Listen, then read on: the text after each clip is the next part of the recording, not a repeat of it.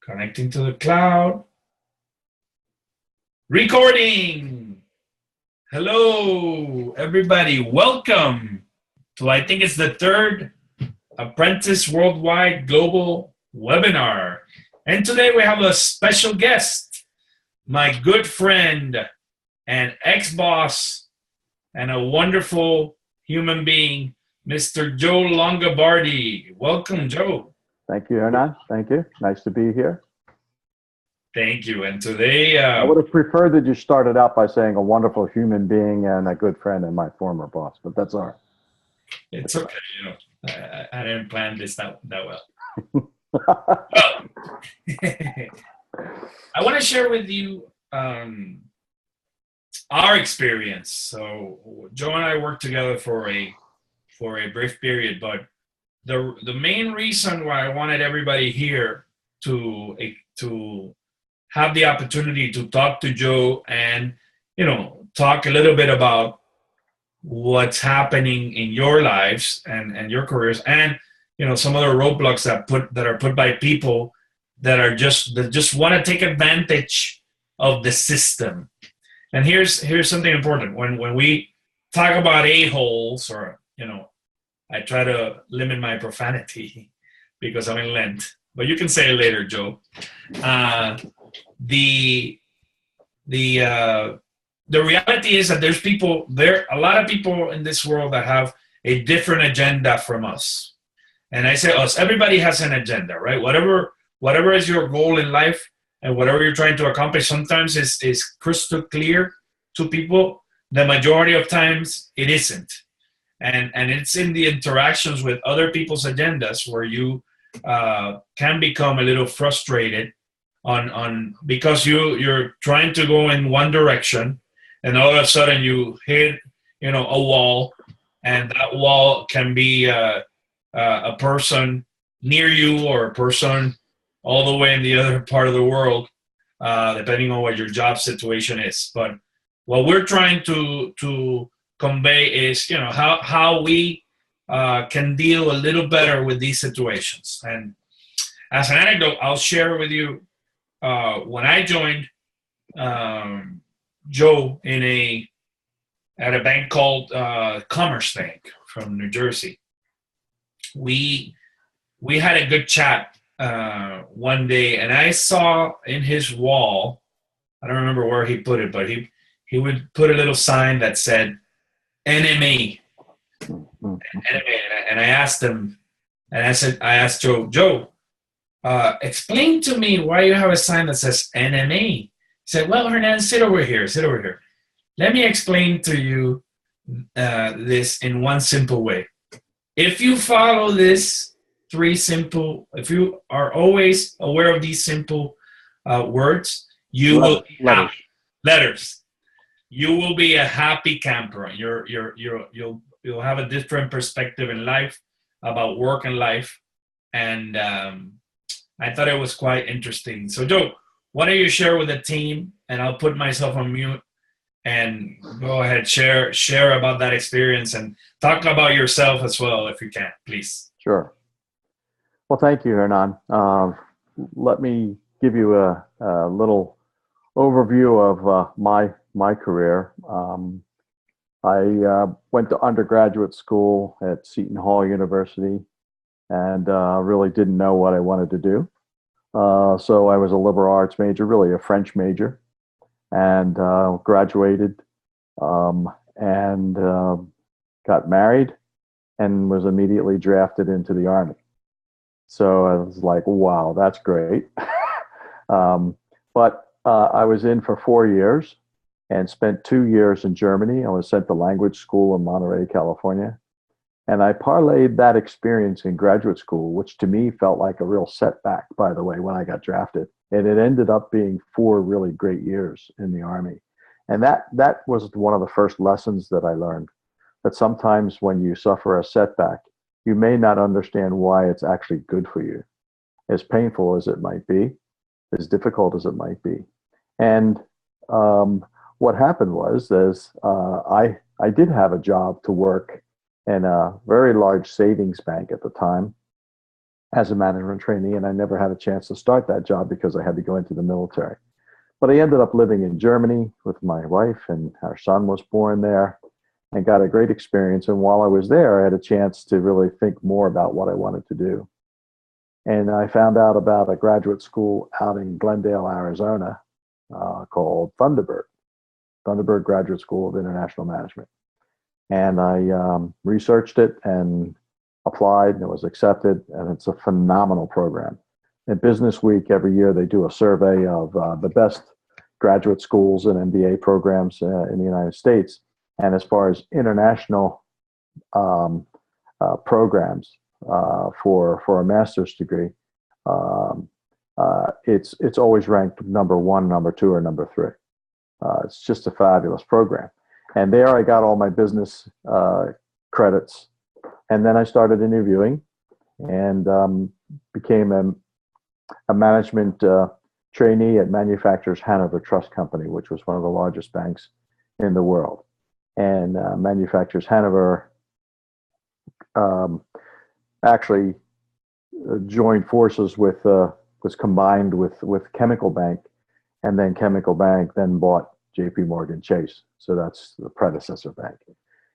And I went through the training program and was intimidated a couple of times, because this is where the a-holes, they already appear even at that early stage, because they pop up and they want to find out about you. They're looking at you perhaps a little bit as competition, sizing you up and things like that.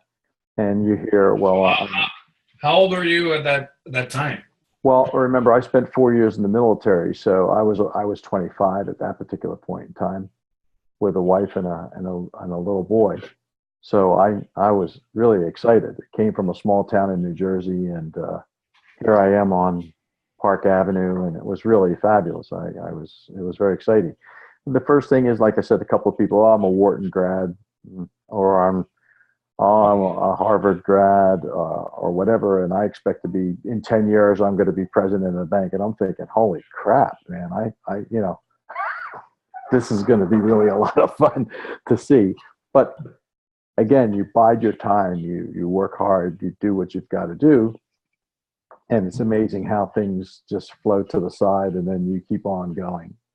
And so that was a little bit intimidating, as I said at first, but then you gradually realized everybody's on an equal playing field, and it's up to you to really work hard and make the right impression. And so I think that the NM, by the way, NMA, was just something that I had. That sign went up a little later in my career, by the time that Hernan saw it, because it couldn't really afford it early on in my career. But basically, it was no more a-holes. In essence, saying, I'm just not going to put up with this nonsense anymore.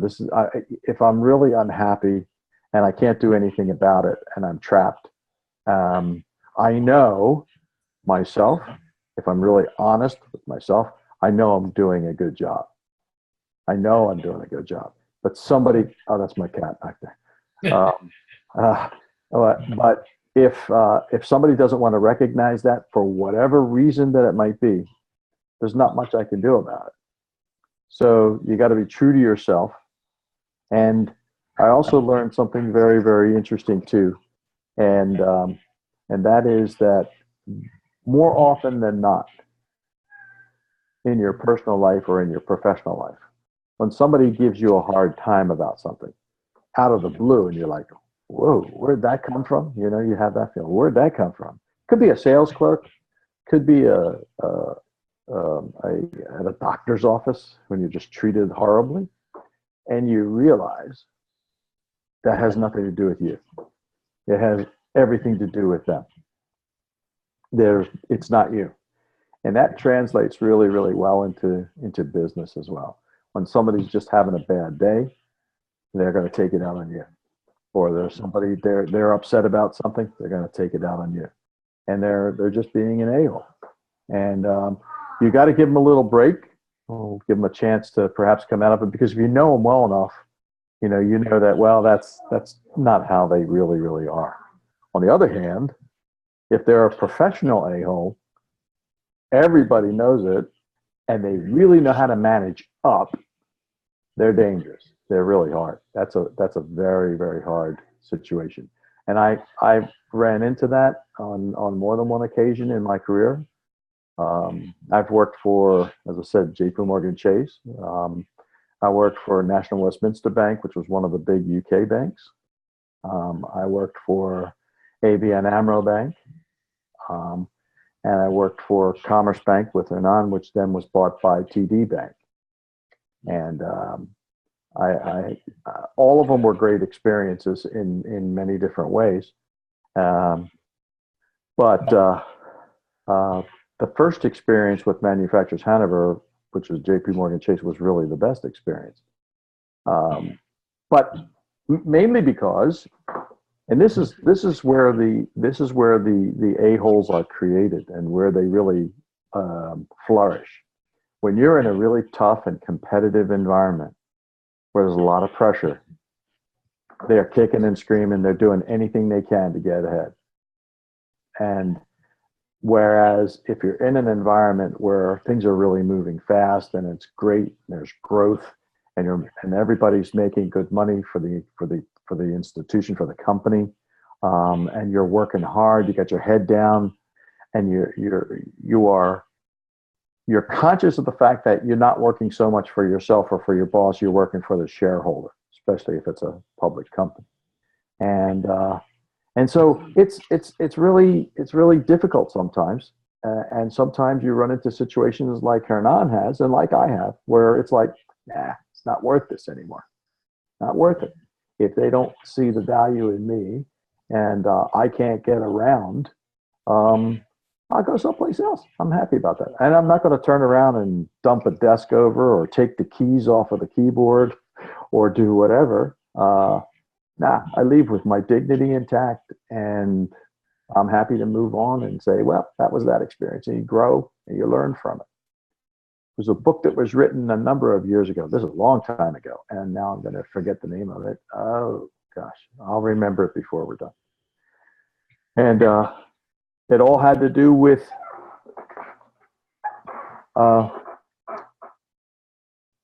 what's it called now? Now I'm really starting to forget this book. It's been such a long time. But in essence, it's like a bridge. These are the emotional crises that you go through, where once you go through that crisis, it could be the loss of a job, it could be a death in the family, it could be whatever that's traumatic. It's very difficult. And then you move to the next block from that experience, and you learn from that. And as long as you don't get hit, like with two of these things at the same time, you lost your job, and then your house burned down, and then your wife left you. Or your husband. That would be pretty catastrophic. But you can handle one crisis at a time and learn from it. And then you go to a new plateau, and then you go to a new plateau. So a lot of times it's not bad. It's actually a good learning experience and a good building block.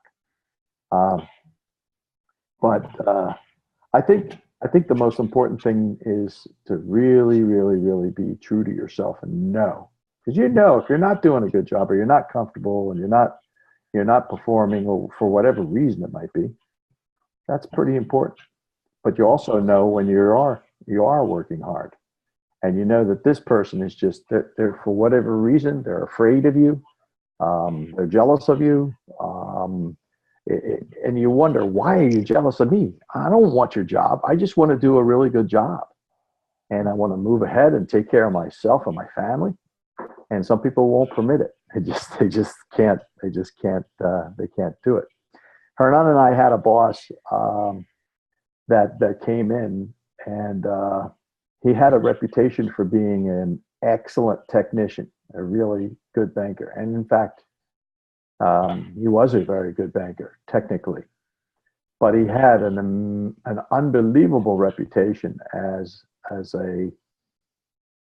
first of all, as an alcoholic, which is one of the things that made life very difficult. And he was also bully, difficult to get along with. very difficult. Yeah. But if you performed for him, he was okay. But if he had one particular issue, now he had something against Hernan. Who could have anything against Hernan? And it happened that it was just a thing where this guy had bad experiences, I guess, with the bank, one of the banks, long ago that you had worked for, and held that against Hernan as if that had anything to do with anything. And he would constantly give him a hard time. We would go out for a dinner, and he would get so inebriated that they'd have to take him outside. And there were times when he would really get terribly nasty with Hernan, and we'd have to all shout him down and tell him to knock it off. Hernan could have easily gone to HR and gotten the guy fired. There's no doubt about it. I mean, maybe the fact that Hernan was wearing a dress made it difficult. But I'm glad that you mentioned that experience, because I can remember it vividly where this guy was. We were the top clients of the bank in Miami, eating at Los Ranchos, right, in Bayside. And the guy, who's a great technician again, decided to drink a little more than he should have. And his boss was there, right? And you were there, I was there, his boss, he was there. And he got so disconnected with what was going on in front of the clients that he started hitting on the people, actually a woman right next to us. This is a business meeting, and he started again, and he's probably a 55-year-old guy hitting on a 30-year-old woman in a restaurant. And we were like, I mean, don't you understand that this is the top client of the bank? So, of course, my boss, our boss, all of our bosses, said to me, Hernan, stand up now and take him now to his hotel room. And I remember I'm like, holy crap. I was like, damn, okay, I got to take this drunkard boss of mine and basically dump him in his bed, because it was just embarrassing. But anyway, continue, Joe. Yeah, as I said, I mean, this whole thing, it's not unlike what you go through in your personal life, in the people, in your friends who sometimes disappoint you, your family sometimes disappoint you, and most of the time you can get around it for a variety of reasons, and for personal reasons, but in the business world, it is pretty much the same way. The people to avoid are not the ones who occasionally get a little bit frightened for whatever reason and lack self-confidence, and then they start acting like a total jerk for no good reason, and start taking it out on the staff. But it's the professionals that are the really, really dangerous one. I had a boss one time. I took over. He was a tremendous negotiator upwards. He knew how to manipulate management above him very, very well. Talked a really good game. And the rest of us, he used to beat the living crap out of us, quote unquote. And he was an extremely difficult guy to work for. I replaced him as the general manager for the Philippines, the country manager. And he had been there, and then I replaced him, and he went back to New York. I went out to Manila. His style and my style of management were direct opposites, 180 degrees. He used to rule by fear. He was the American, and they were the Filipinos, and they should be lucky to have a job, and you'll do what I say, and you'll represent this bank, etc. And I get out there, and I'm like, I don't that's not my style. I can't do that. I did have a talk to him and say, you do represent the bank. The bank has a phenomenal reputation. We're the number one bank here, and you represent the bank. And I've heard a lot of things about you and how you might want to take advantage of me. But I have great expectations for you. And all I ask you to do is work. And work hard, have fun, enjoy it, enjoy coming to work, and be honest. Don't play any games. So my 3 years as general manager there, the bank did extremely well. And I had a great time. I had a great staff. They loved it. We had a really good time. And my mother used to say, you catch more flies with honey than you do with vinegar. That guy, then before I was leaving, the EVP of the division came out and he said, look, I want you to come back as a deputy general manager for one of the Asia divisions.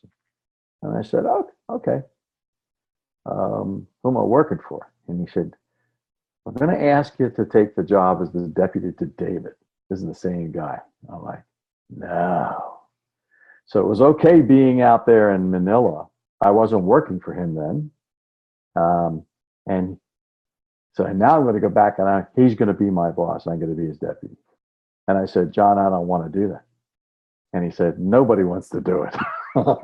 And he said, but I know your personality and I know that you've got broad shoulders and just, we'll take care of you. Don't worry about it. I promise you. Just do this and help us out. All right. Against my better judgment. Well, obviously the very fact that my tenure as the country manager for the country was more successful than his, that bothered him. He didn't like the fact that that the people in our division were more than happy to come. My door was always open, come and talk to me. They never wanted to talk to him, so it created a problem. And but what do you do? It was a really good job, and we had a good team, and I had to try to manage him. But here's the thing: you just say to yourself, "Okay, what are my options? Nothing holding me here. I can leave anytime. Or is my career just 1 year, or is my career over many years?" Sometimes you have to take that one step back in order to go two forward. And I guess I was very fortunate in that many times when I felt like there was a setback or I was a little bit unhappy, and I thought maybe I ought to make a change, unbelievable. Within a month, something happens, and all of a sudden it's a new game for me. You know, I'm with this guy. I'm very unhappy. I go to the EVP and say, how much longer do I need to do this? And he says, don't worry, you're doing a good job. Don't worry, we're going to make some changes. And next thing I know, they moved me over to the European area where I work for a great guy who then sends me to London. You know, and like, it was great. I was European representative and I could have left. I could have gone someplace else. So it takes sometimes eating humble pie. It takes patience and it takes confidence. More than anything, it takes patience, because sometimes you just say, nah, can't do it. They're just, especially if it gets personal. And a lot of times these people do get personal. What I mean by personal is they start bad mouthing you to the bigger guys. Mm-hmm. And that's evil. That's evil. And you gotta find out about that. And B, you gotta correct it. And sometimes it becomes confrontational to where you say, you're full of crap and you know it. And I'm talking to John, and John's going to come back and say, what are you saying about this guy? You know, so you don't want to have too many of those things. And, but it is it's a delicate balance when you have to deal with people, but it's also a really, really good learning experience, because it's also about life, you know? And you know what? In some ways, it's almost like a marriage. I'm not saying that you're married to an a-hole, but or having a relationship where you say, you go through some times where it's like, oh my God, what are you talking about? I mean, it has nothing to do with me, you know. Hernan was the one that was drinking and I was driving. That's not my fault, you know. But my point here is that, you know, you got to get through some of that. And sometimes you can't. And that's the really sad part, is sometimes you can't. And then you just do what you got to do. You do what you got to do. Yeah, and we'll share some of that as well. Why don't you tell us, how do you? Well, first of all, you know, we always hear of people and their career path has been stellar. You look at LinkedIn and you see people, you know, moving up in the corporate world or establishing a wonderful business, but you rarely hear, you know, the struggles of people, right? Um, you know, you who was, think about your first asshole, sorry, a-hole that you encountered in life. So you thought about when you were in this training program, and then at some point you got promoted, right, and became a manager and started dealing with people. So where are these people now? What made them the way that they are? Do you have some insight around this? Yeah, I could tell you after 40 years of being in international business that there's not one person that I can think of who I would classify as an a-hole who ever made it to the top. Not. Even if they were really good, they still pissed people off in some way, shape, or form. And karma's a bitch, as they say. And the fact is, it came back and bit them. But I really sincerely mean that. And all of the successful people that I've known have been people who are hard and tough and really bright and hardworking. And some people may consider them as an a-hole, but the fact of the matter is, they're really not. It's the other person who does not really, really look in the mirror and say, it's my fault. Actually, he's right or she's right. You know, I look at Gordon Ramsay. If you've ever watched any Gordon Ramsay's programs, especially what's it called? Hell's Kitchen. Hell's Kitchen is where he takes a selection of about 15 chefs who are trying out, who are competing to become a chef for him in one of his restaurants, and a $350,000 salary and all this kind of stuff. And he is brutal to them. And people will say, "Oh man, he's a real a-hole. Let me look at the way he treats people. Look at the language he uses, and he has no empathy." And it's like, hold on a second. This guy's got 3-star restaurants and an incredible reputation. He has worked extremely hard to get to where he is. These people are vying for an opportunity to run one of his companies, one of his restaurants. And you're going to go and you're going to prepare a menu for people to eat. And the chicken is half cooked. It's raw. And you're going to say, he's going to say, it's okay. Don't worry about it. No, what he says is, are you effing kidding me? You're going to kill somebody. You're not going to send that crap out there, you know? So my point is that people who don't really care so much about the organization, only really care about themselves, eventually that's going to get them. That's going to get them.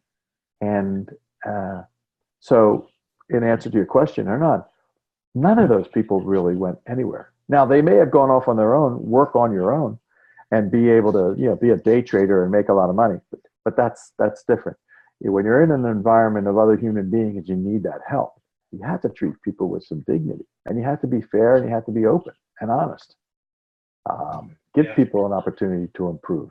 But like in a situation like yours, he never gave you a chance.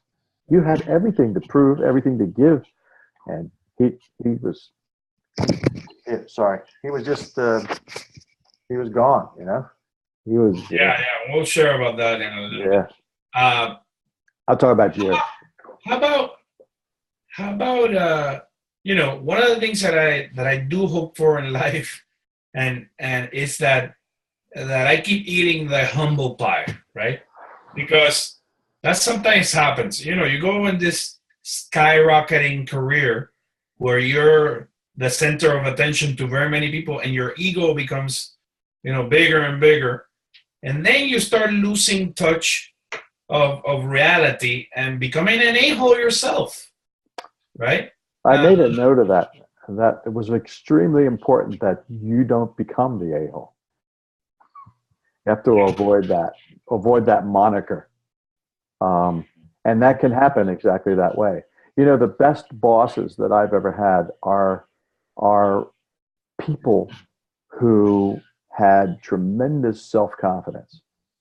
They knew what they could do, and they brought along good people with them, and they promoted them. So, for example, um, if uh, I led a syndication for the Central Bank of the Philippines for $350 million, and that was my deal. My boss, when the head of international came out to the Philippines for the signing of the loan documentation, et cetera, when we sat down and talked about the whole country and the risks and the portfolio, et cetera, this guy never said, well, what I've done or what we've done. He said, what Joe and his team have done. And he was the boss. He knew it was reflecting on him because I worked for him. I was part of his team. But he didn't say, here, you know, he didn't take over the conversation. He wanted his guys to shine. And I think if you're in that kind of an environment and you really love that kind of an environment, who wouldn't? That as you move on, you keep that consciousness of that's the way you've got to treat people. Because if you get to a point where it's just about you and you're managing up and you're crushing everybody below you, forget it. It won't last long. One way or the other, it won't last long. Because if the bank supports that or the company, then the company's going to have problems.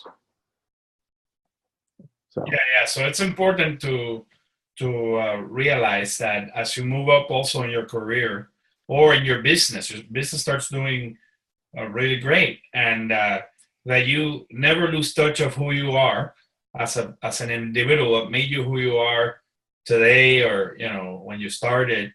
I really, you know, I one of the things that I do all the time, and you know this, Joe, because we know each other for quite some time, is I always find time to call at least once a month, if not, you know, every other month, to call the people that gave me a chance to succeed. And I do this, you know, I not that I keep a list, but I always keep a mental list of everybody that gave me a chance to succeed, and you know, check on them all the time, and you know, without hesitating, I if I find that they are that they're in a situation that is difficult, I find a way to help them out, and they don't even have to ask, right? mm-hmm.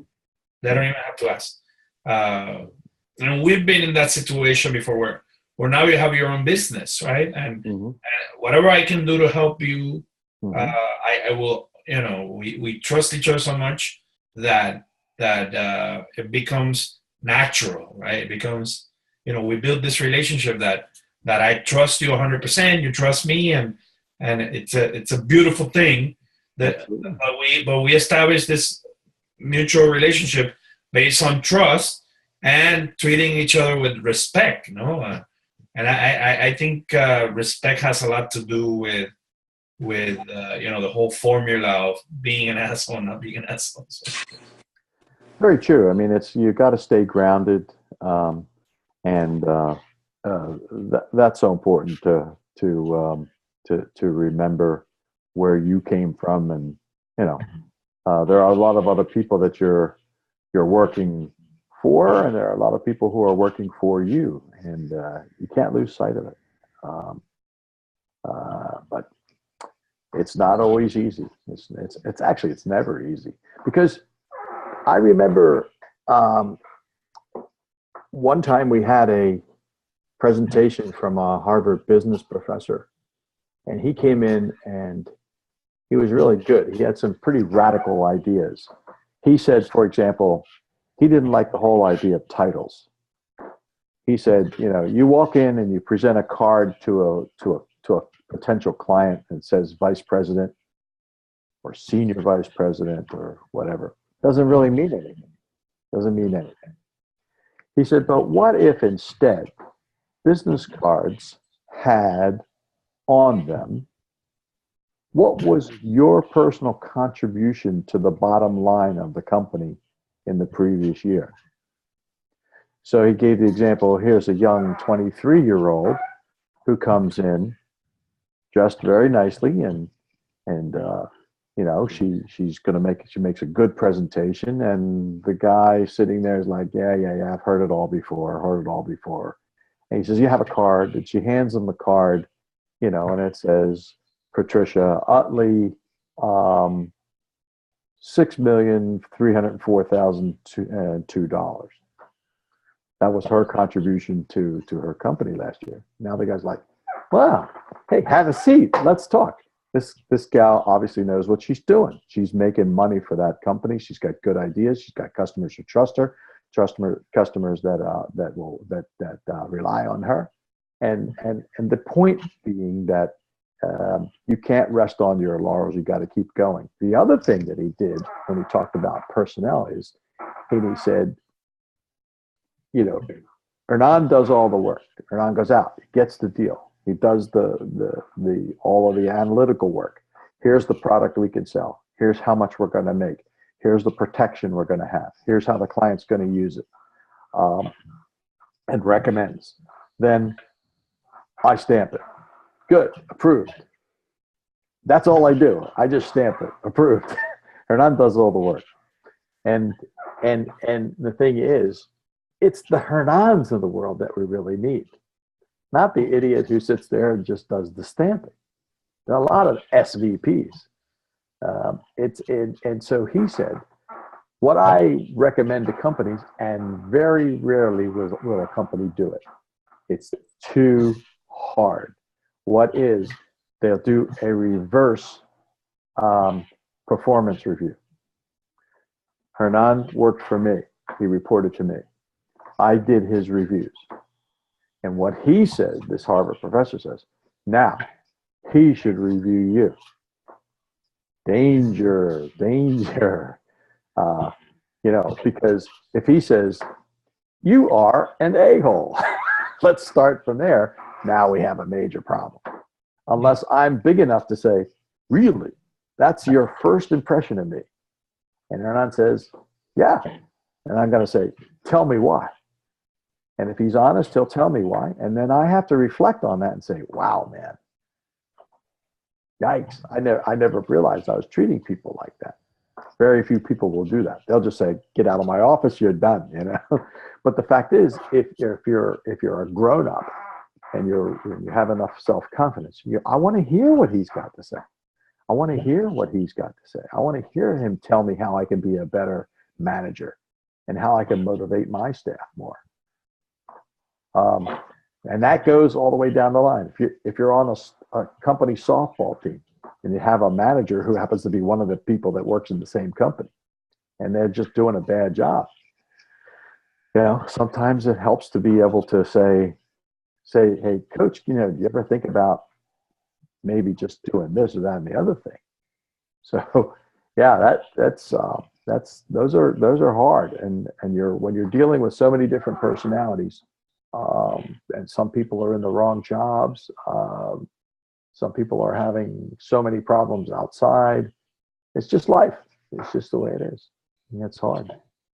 I'd like to ask some of the participants to tell us a little bit about obstacles that have been placed in front of them, where you have people who have made their lives really difficult. If it hasn't happened to you yet, God bless you. But it's going to be a huge surprise when it does happen, and it will happen. Anybody care to volunteer? Hi.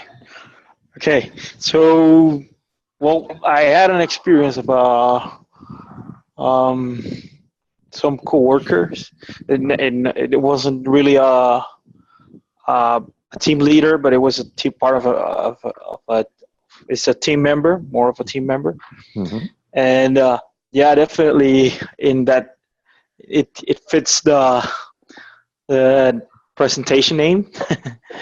So what what we did to work with that situation is what as a whole team we started being uh, with gratitude to thank every team member for everything that it was each of us was doing.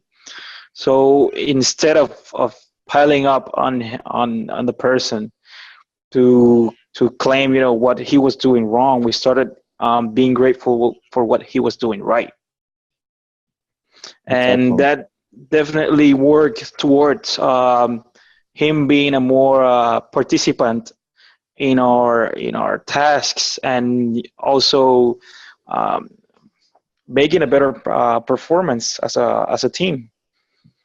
That's Uh, Chris. That's really excellent. That is absolutely the way to handle a situation like that.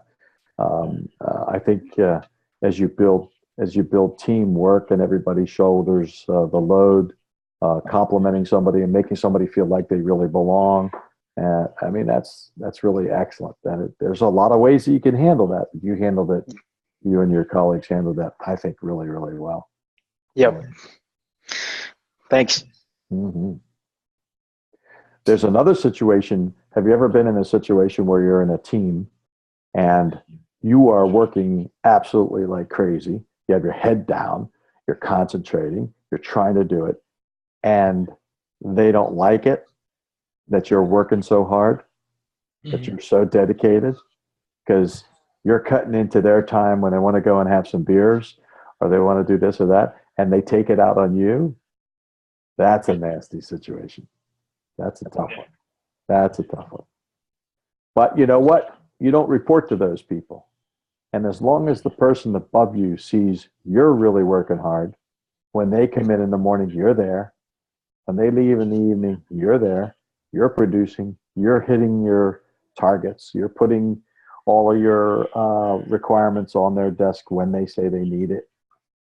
That's what matters. So that's one of those situations where you get over that. You get through it. Yeah. So, and I'm glad that you brought this, because there might be situations, Joe, and you've had many managerial experiences. So there might be a situation, a reverse situation, where they might think you're an ass, right? And in reality, you're just, trying to convey a message to your employee. And Like whiplash. yeah, so how can you've had many employees, many good ones, and I'm sure some bad ones that look at you as an a-hole, right? But so in that case it's the opposite. But why don't you tell us what you look at in a manager, and how you dealt with that situation, with a difficult situation, with some guy that was just really irresponsible. Oh yeah, there was one particular experience um, where it. Let's put it like this. Let's say that you spent a good part of your career playing for the New York Yankees, high quality baseball organization, New York City, attention from the media, the whole thing, and then suddenly you get traded to the Milwaukee Brewers. You get traded down in essence, right? Uh, the knowledge and experience that you have that you bring from the Yankees organization to the Milwaukee team is immense. And the first thing that happens is the people who are in Milwaukee they get afraid. They get very defensive. I, on the other hand, had to tone down my things.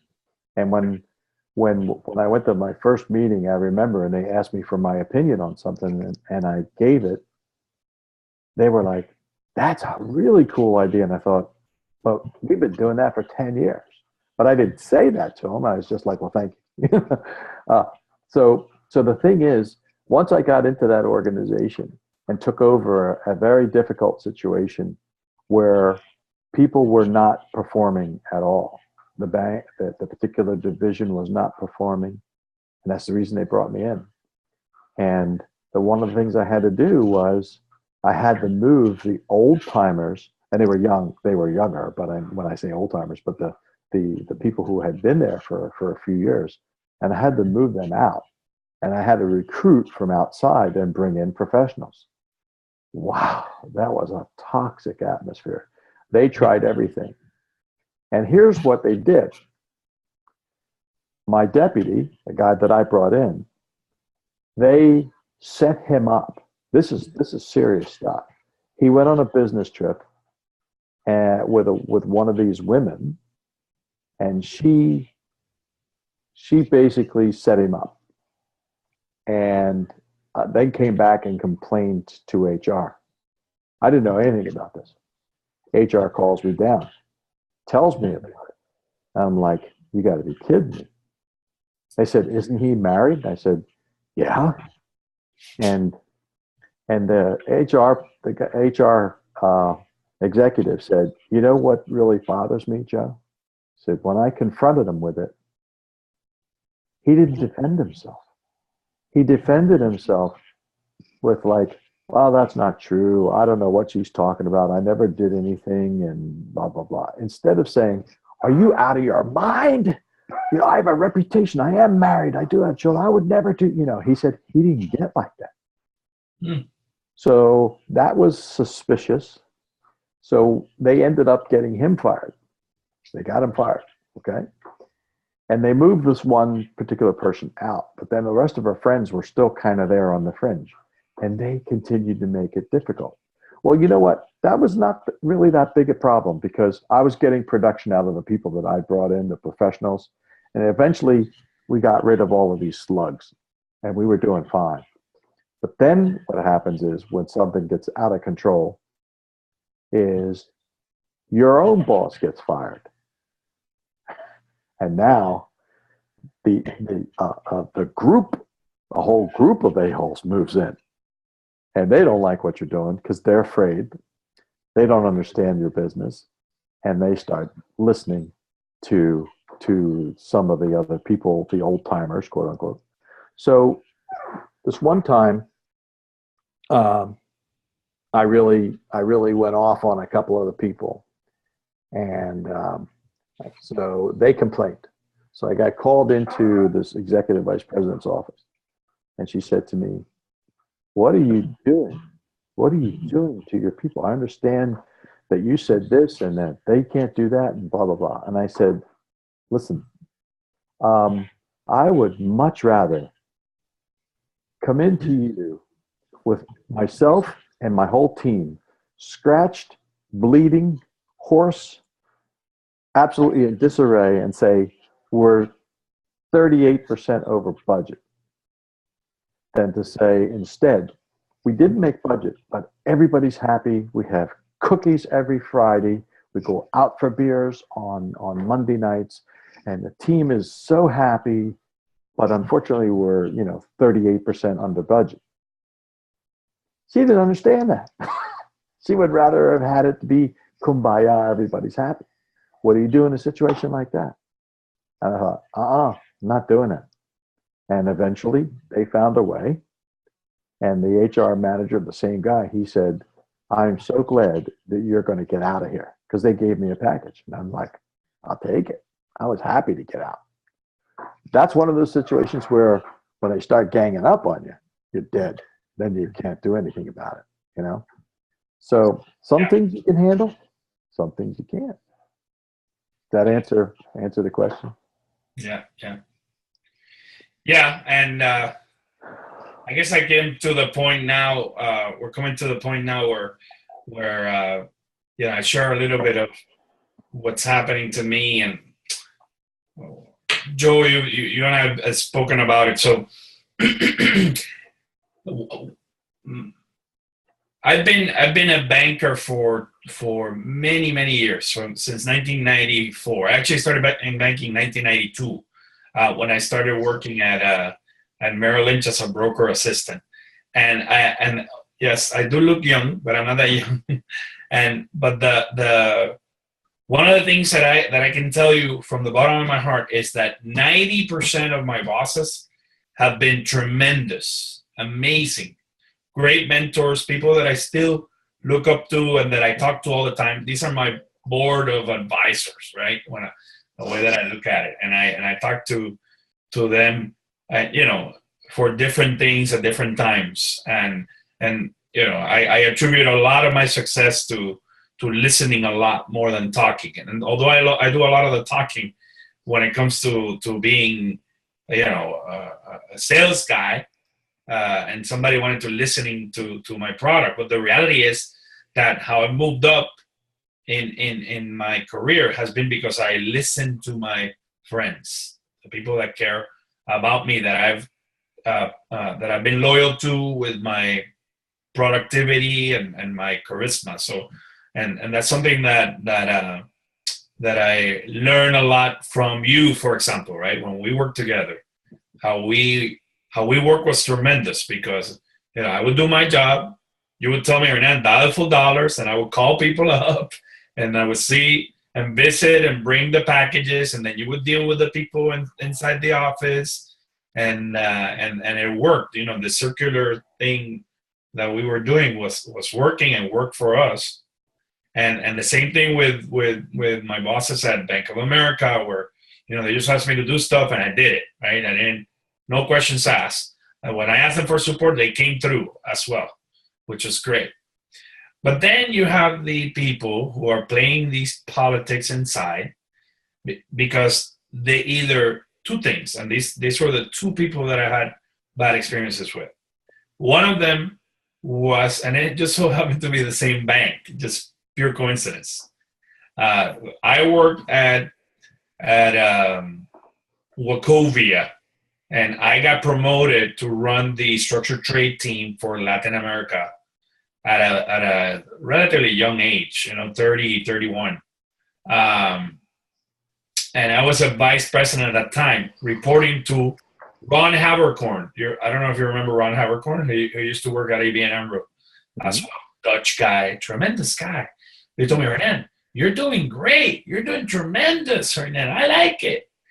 But you're a vice president, and I am a managing director, and people are having issues, my bosses, that you're reporting to me, and you still have a few things to learn. So I'm going to put you to report to this other guy.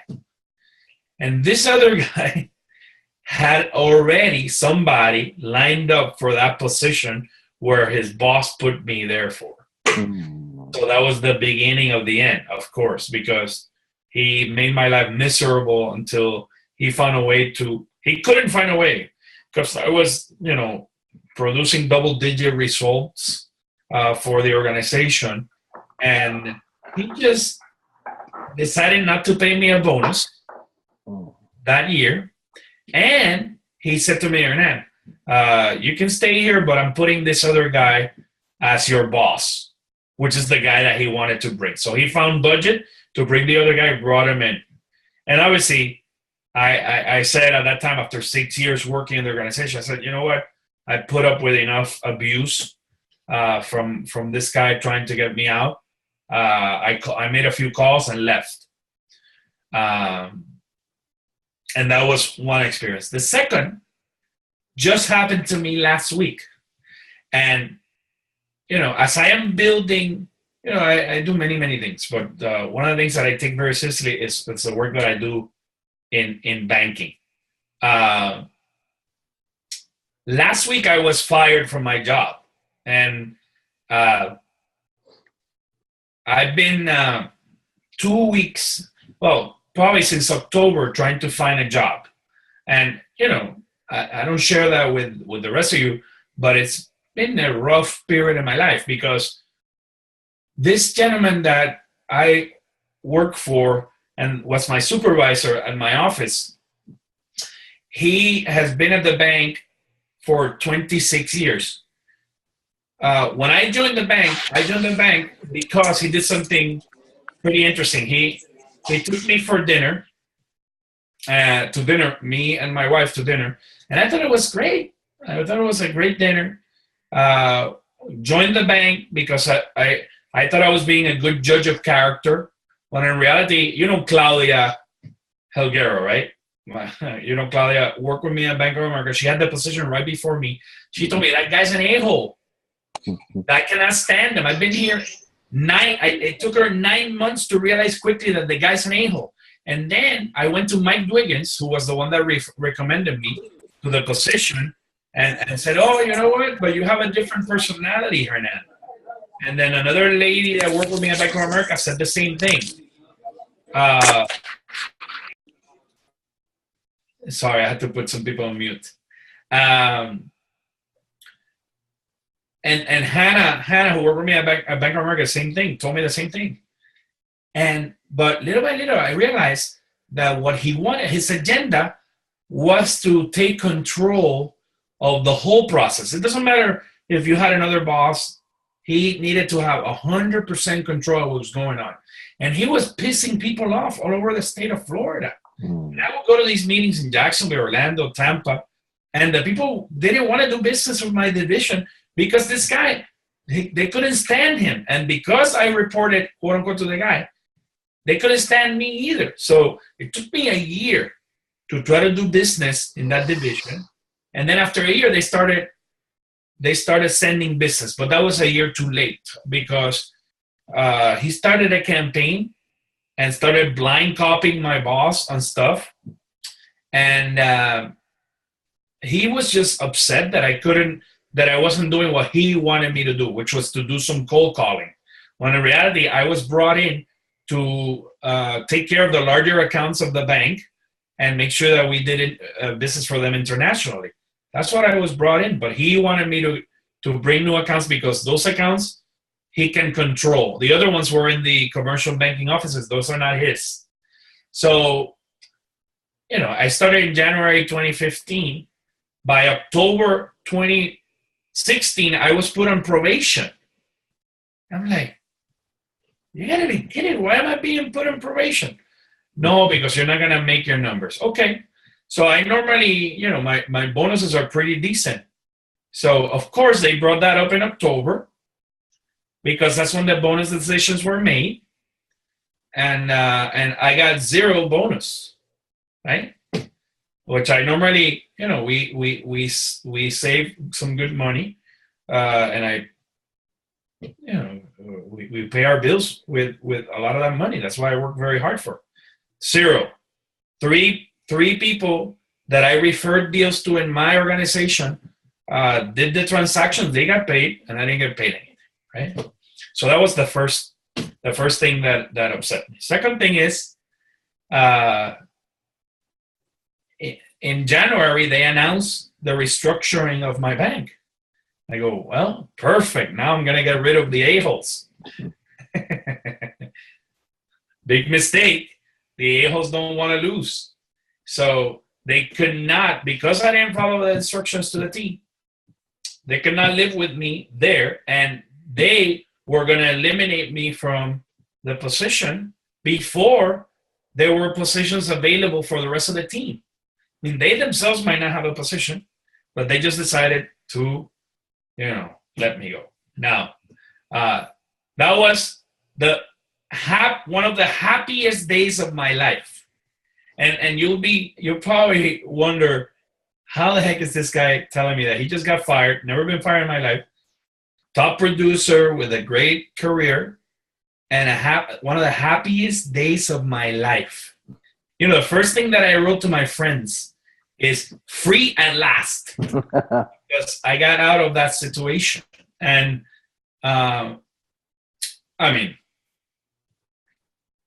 so I believe in God and has a plan for all of us. right? On Wednesday, I went to lunch with a friend of mine. He offered me a position right then and there.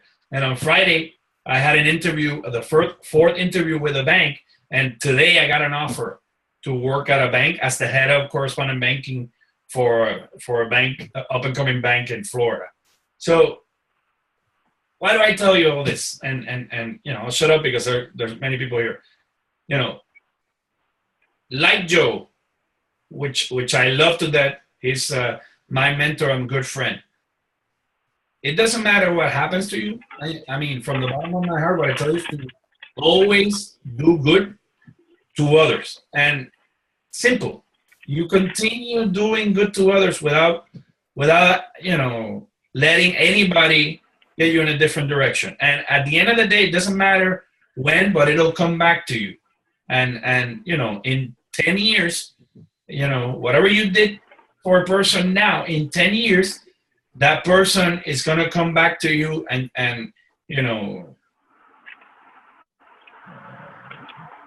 provide you with blessings, let's just say. So that's how life is. And I thank God that you told me, 15 years ago, NMA, because I could have been around a lot more of those, but I made decisions in life to avoid them. And because of that, I am free and I can be happy and have a beer with you and laugh, That's right. You got to stay classy, Yeah. That's good. I'm glad for you. I'm very happy for you. Thank you, brother. You deserve that. Well, listen, we have like around 20 minutes. I like to see people's faces. I don't know why everybody's hiding in these behind their names. So if you can all do me one good favor and show your face, say hi, because I'm gonna take a there she is. and then I'll unmute you. Hi. Hello. Hi. Hi, Gabby, Nancy, Daisy, Chris. Nate is hiding somewhere. Let's see that. Hey, there he is. There he is. Is Nancy driving? Yes, she is. Oh, crap. Oh, man. A Puerto Rican This woman. is not safe. This is not safe. All right. Well, listen, before you leave, hold on. Let me take a picture. Hold on. Don't leave. Ready? Everybody put your best smile. 1, 2, that. Nate, are you going to come in or what? Nate. There you go. 1, 2, and peace. There you go. Perfect. Okay. So raise your hand if you want to ask any questions or make any comments. Go like that if you want to say something.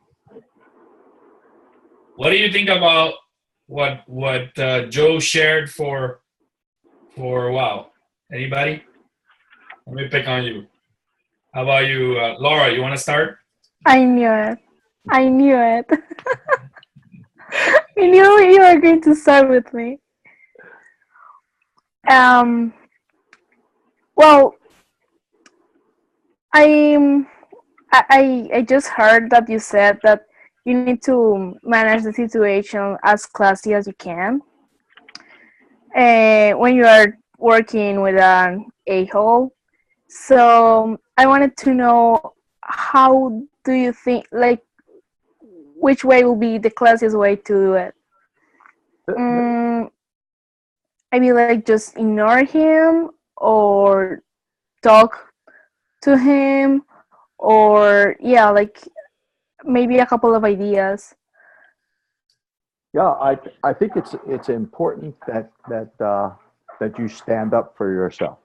In other words, you're producing, you're doing a good job, you're very dedicated. The worst thing is if you can't back up the talk, then you have a problem, right? But assuming that you're confident and there's nothing wrong with coming in and saying to him, listen, we obviously don't see eye to eye. We have a problem, and I seriously just want to know How can I improve? What are you seeing in me or not seeing in me that I need to improve? So you're showing him that you want to improve. He doesn't seem to see it. Tell me where that is, and take that, and accept it. Where you stay classy, in essence, is to not be confrontational, and to if he says, well, you're not really doing this, and you know that you are.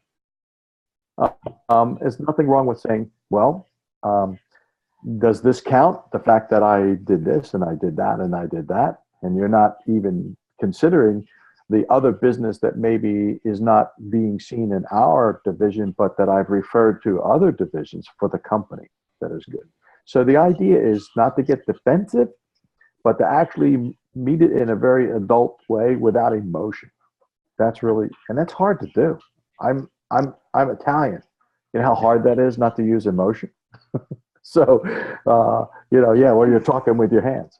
But in all honesty, your question is a good one. It's hard, but you need to be able to at least justify yourself, and say, I'm not sure, where am I falling down? Tell me. I want to improve. Because if he sees, well, this person, she's working hard. Now I see her slightly differently. She wants to really improve. She really wants to work hard. But now there are situations where they throw stumbling blocks because they have, like with Hernan, the guy wanted somebody else in that job. Can you imagine? He's never going to make Hernan's life fun. So you have to be careful of those kinds of things. If he, for whatever reason, doesn't want you there, that's very unprofessional. It's also a human trait and character that's not very nice. So my opinion would be, just keep the emotion out of it. Defend yourself with facts and figures, and don't be afraid. And I think you'll get more respect from that than you will if it became emotional. Yeah, last Wednesday was not fun for me at all. But you know what? I had nothing to say to those people, because the reality is they had their plan from the very beginning. So, the lady read from a script. What was I going to do? When she started reading from a script, I realized that there was no conversation. So I said, thank you for the opportunity. Is there anything that you need from me? Yeah, leave your key, your phone. Here you go, here you go, here you go. Put everything in a box, bing, get out. That's what I did. I got out. And then I called my wife, the first thing I did, and I said, honey, I'm so happy. I'm going home early. And I saw my kid. That's it. Oh, no. She said, oh, no. You're not going to be around the house all day. So, Carla, I know you had a question because you raised your hand, no? Are you there? Let me see if I have. Hear me? I can hear you. I hear you. There you go. Awesome. It was not a question. It was actually a comment. I'm so sorry that you went through what you went through, but I think it's unfortunate, but it just happens, right? We need, it's a reality in corporate America that these kind of things happen. It's exactly what you said. There's politics at hand, and sometimes you just fall on toxic groups. So I think it's perfectly valid, and it's almost a matter of mental health for us to evaluate ourselves, but also to accept and to recognize when you have fallen in a toxic environment, and that it's okay to give yourself permission to get out of there.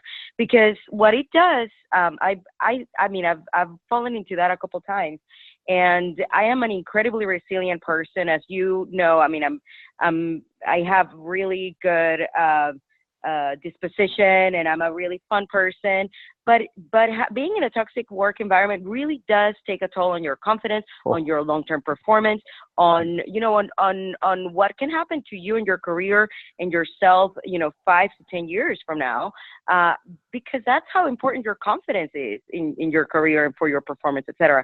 So I think it's almost a disservice sometimes to not want to move on if the situation is not, it's pervasive, right? If it's not just dealing with one or two people, because there's always going to be one or two difficult people, and you just need to put on your big girl pants or your big boy pants and you know, and have an adult conversation about it.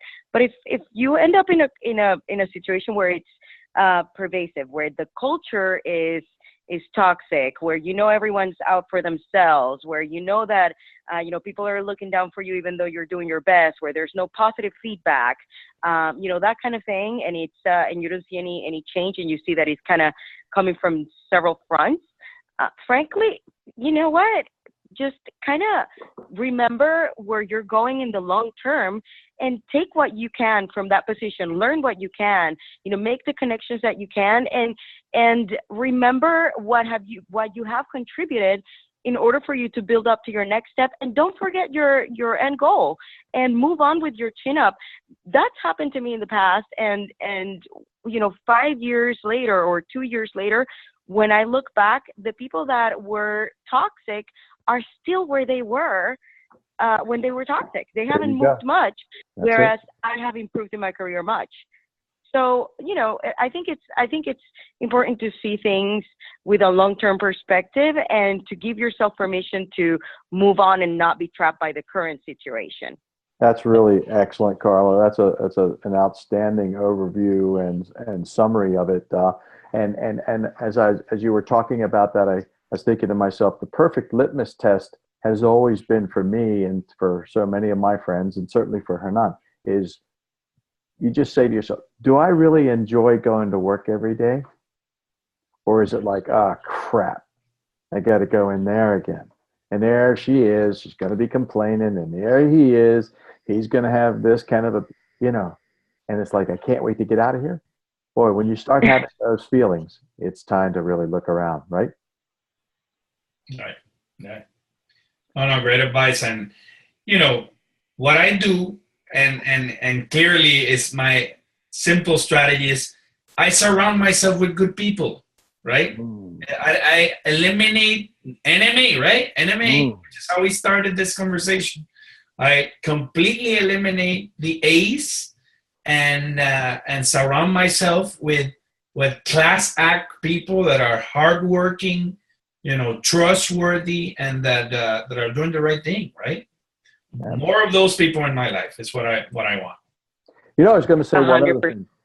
Yeah, sorry, Carla. One of the things I was going to also say that we haven't really talked about is one of the great things in my career. Actually, Hernan touched on it. But one of the greatest experiences that I've had in over 40 years of working in corporate America has been, I've been extremely fortunate to have always had a mentor or someone that is really hardworking and hard driving and is really headed someplace, maybe not in the organization after a while, but to be linked with them.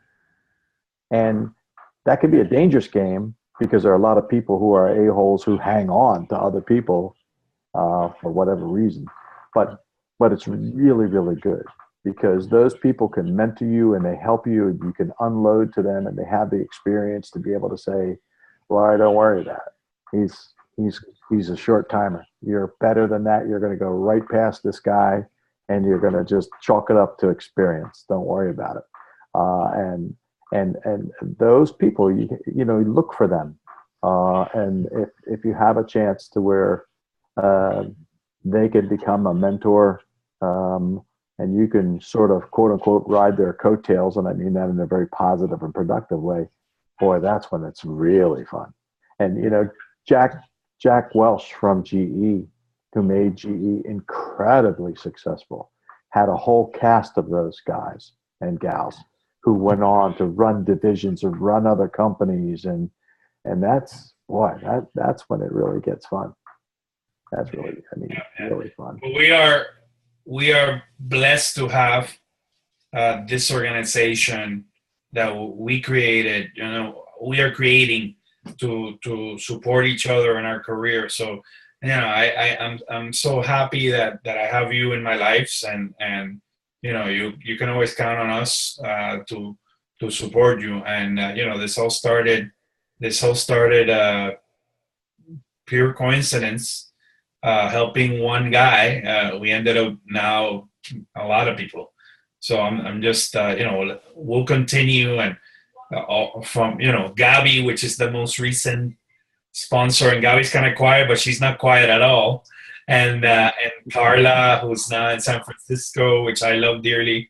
All these are great people that can just, you just sit down with them for an hour or two, and your brain start blowing up with ideas and positive vibes. So I keep encouraging you to keep talking to all these people. Chris, you had a question? Because I saw you raise your hand. Oh no, it was more to a comment. Thank you, Hernan, for sharing your experience with us, and thanks also, Carla. It was really on point. I was going to give an example of in my case also. I work with a lot of my family's business. Sometimes it's really hard having your parent as your boss, and sometimes they may seem as an a-hole. But the thing is that they really want the best for you. It's just that it's difficult for them to express correctly what they want and how do they want it. Or sometimes they are very good at expressing how they want it, and they don't let you, get to the target on your own way and explore your own way of maybe doing things better. But same as, I don't know if you ever seen the movie Whiplash that I was mentioning before. Yeah. It's like sometimes bosses or team leaders don't know how to really express themselves on the correct way, even though they want the better for the company, obviously the better for you. But it might sometimes be a bit difficult for them to express it on a correct way, and sometimes it might be misunderstood. So same as Carla mentioned, just keep working on doing your work, having perspective on what's the bottom line of doing the task that you're working on, and maybe at the end they will find that your way of doing things, even though it is different from what they had in mind, might get better results. But just keep on mind the target and focus on doing great work. Very good. Yeah, and I like what you mentioned. I mean, so I am fully aware of that there's a generation gap out there. One of the things that I try to do all the time is to put people together in situations where you are, a baby boomer or a Gen Xer with millennials together, so they can hear their perspective. In reality, you hit it in the nail. We have to be open to allow for people to express themselves and do the best work possible. And it might be different from yours. I mean, things are different, right? When Joe was a banker, trust me, totally different from how it is nowadays. I mean, to the point, let's just start with the fact that you can smoke in your office, right? Forget about that. Now, the other thing is, a lot of women in banking, very few, and mistreated. It's just what a blessing to live nowadays. There's still a lot of work to do on that issue, and we're going to talk about that in our next seminar in Miami in May. Mars and Venus in the boardroom. So I hope that you are ready for that seminar. So plug in the May seminar. Okay. But again, I mean, I want to be conscientious of everybody's time. We've been here since 8 o'clock and we said 9:30. Unless anybody have any question, raise your hand. Show your face one last time. Say bye to Joe. And Joe, I'll let you say some final words before you leave. Any last advice for my friends here? Yeah, I think your organization is a fantastic organization to be able to start building a network of friends like this from different parts of the economy in different countries, different cultures, different businesses is really fantastic, because I can look back over my career and I know there are certain people that I can call, I can always rely on to help me. And although I'm not in banking anymore, thank God, I have my own company, and we're doing very well. And I am so happy that I don't have all the bureaucratic nonsense to put up with. The fact is, it's just you get out there, you get the customer, you take care of the customer, you do what you need to do, and you move on. And all I can tell you is don't be distressed or upset with any setbacks, because they're minor. They really are. They're temporary. You've got a long career ahead of you. So I wish you all the very, very, very best, and really enjoyed the opportunity to be with you tonight. Thank you, Hernan. And I'll keep following you all and hear from Hernan from time to time about how you're all doing. So thank you again very much. Really appreciate it. Thank you, sir. And Joe is in Jacksonville, so if you're ever in Jacksonville, please make sure you connect with Joe. Yeah. We have a small team of apprentices in Jacksonville, and then Nate, Laura are in New York, Daisy's in Miami, Carla's in San Francisco, Chris is in Puerto Rico, Paula's in Colombia, Nancy's driving somewhere, and Danny and Gabby are in Miami, but Danny's gonna go to Connecticut soon, and Gabby is traveling to Buenos Aires and Brazil soon. So global running group. So it's fantastic that you can be in Jacksonville meeting with people from all over the world. Exactly. I love it. But again, thank you guys. I'll see you next time. Thanks very much, everybody. All right, hold on. Let me unmute you.